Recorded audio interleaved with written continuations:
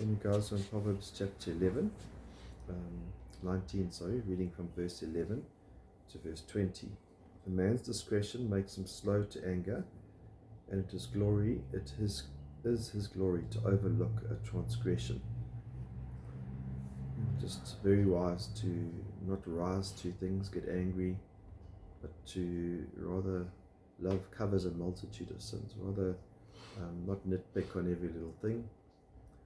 People are sinners, allow them to make mistakes, and that's a wise thing, to overlook a transgression. Verse 12, the king's wrath is like the roaring of a lion, but his favor is like the dew on the grass.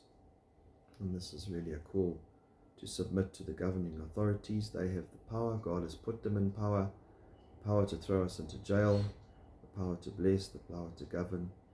And so we need to submit to that authority. Verse 13, foolish son is destruction to his father, and the contentions of a wife are a constant dripping. And so a godly son is a wonderful blessing to a father, but a wife that keeps on nagging and dripping is like a dripping tap. One of the worst kinds of Chinese torture is if the drops onto your forehead, and a wife that continually nagging and going on is a terrible thing to live with. Verse 14, house and wealth are inheritance from fathers, but a prudent wife is from the Lord.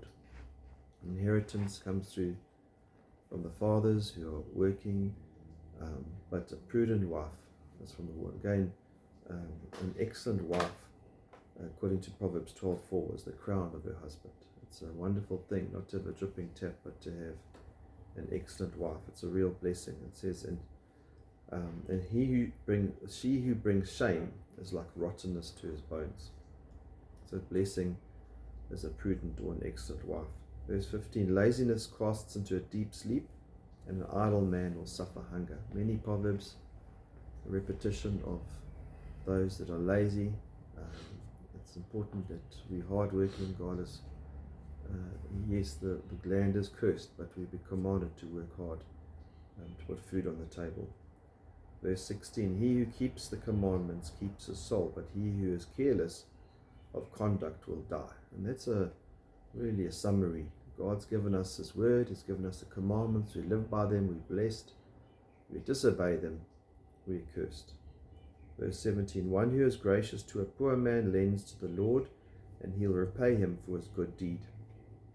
God is looking out for the poor, he's looking out for those that have less and those that are less privileged in one sense. And so we too need to love those that don't have much, and we need to look out for them. Proverbs 14:31, whoever presses a poor man insults his maker, but he who is generous to the needy honors him. And so we need to honor our maker who has made all people, the rich and the poor. Verse 18, discipline your son while there is hope, and do not desire his death. Those who don't discipline, actually, they think they're loving their children, but they're actually desiring the death of their children, which is sad if you think about it. Discipline is so important in any home. We don't want to spare the rod, we don't want to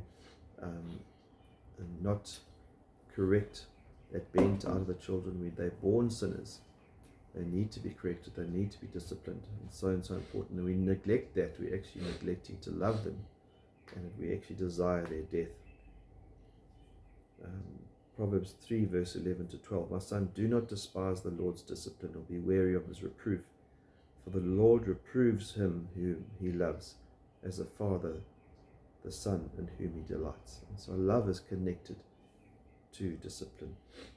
Verse 19, the man of great anger will bear the penalty, for if you rescue him, you will only have to do it again. And so there's a time where a man who is prone to anger, so in one sense we started off with not overlooking those small things, but there's on the other senses, if we keep trying to support someone who is angry,